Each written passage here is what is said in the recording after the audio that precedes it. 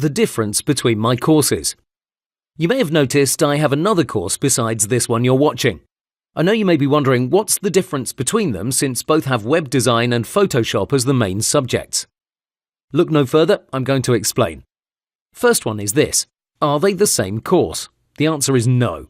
The content is very much different, as you'll soon find out how and why. I'd say they share around 10% of the content, if not less. So Master Web Design in Photoshop is not an updated version of this course, and it's not the same material under a different name. More about it soon. Next, which one should I start with? Either one is fine really, but you can make up your mind by finding out the differences between them, which I'll cover in just a few moments. If you really want a definitive answer, you can start with Learn Photoshop, Web Design and Profitable Freelancing. I'd say this one because it's more focused on making money. You probably want to earn at least a few $1,000s before you take your learning further. But this is just a suggestion. It's really a coin flip between the two. Both have their strong points and their drawbacks. Does it matter what Photoshop version I have?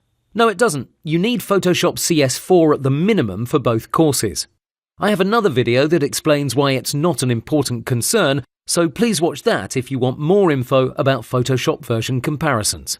How is the content different? Learn Photoshop, Web Design and Profitable Freelancing is aimed towards working on sites like 99 Designs, Crowdspring.com, or any other platform that involves a design contest. What's a design contest? Well, it's simple. A client posts a brief containing his thoughts about how the website should look. He sets up a prize for the winner. Usually it starts from $475 per one page, but it can go up to $1,000 to $3,000 for a homepage. Then creatives from all over the world submit their designs, and then the client chooses the best one in his eyes. Designers can only see their entries, so you can't steal any ideas.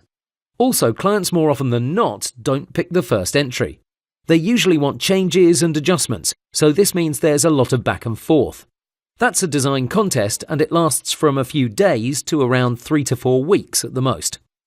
So the first course is focused on making you understand how to win these contests. Its main goal is to get you to earn money from your work as fast as possible, so it's very practical in nature. Of course, you will learn the Photoshop, a lot of concepts about web design, but the goal isn't to make you a world-class designer. Instead, it teaches you how you can create a stable income of $1,000 to $4,000 per month. How do you do that? Well, in a nutshell, you'll find out how to select the best contests, identify those that have the least amount of competition. You'll be taught how to decode the client's brief and wishes. You'll learn how to communicate effectively and make a good impression. You'll set yourself up to get additional work after the initial homepage or first few pages. All this and much more is covered in the course. Again, it's very practical, down to earth, and it covers certain scenarios you will encounter on these sites. The same skills can be applied to other platforms like Fiverr.com, Elance, Freelancer.com and so on, even though these aren't covered specifically. I find most people are drawn to this course because it produces solid results. There's lots of students who have watched the course and have already won contests after a few weeks of work. It's very beginner-friendly, and it doesn't require any previous experience. The content is progressive, so you'll start from basics things, and then you'll escalate to more advanced topics. On the other hand, Master Web Design in Photoshop isn't about making money immediately. It's about raising your skills to another level. While the first course covers certain scenarios you encounter on design contest platforms, this one is more about design knowledge, web design principles, understanding how to think and work efficiently, refocusing your energy, and so on. This doesn't mean it's a bunch of boring theory, far from it. You actually learn by going through case studies, by performing various exercises, and by solving quizzes. The goal is to educate you about the current state of web design and set up a mindset that will allow you to constantly improve your skills. It also features the newest version of Photoshop and the latest trends like flat design. We also create 2 homepages from scratch, several icons, and a custom graphic. The goodies included are amazing too. You will have lots of super high-quality templates, user interfaces, mock-ups, icons, and various website elements. These are much better than the freebies from the first course, but it makes sense why. They're newer and they're created by using the newest techniques.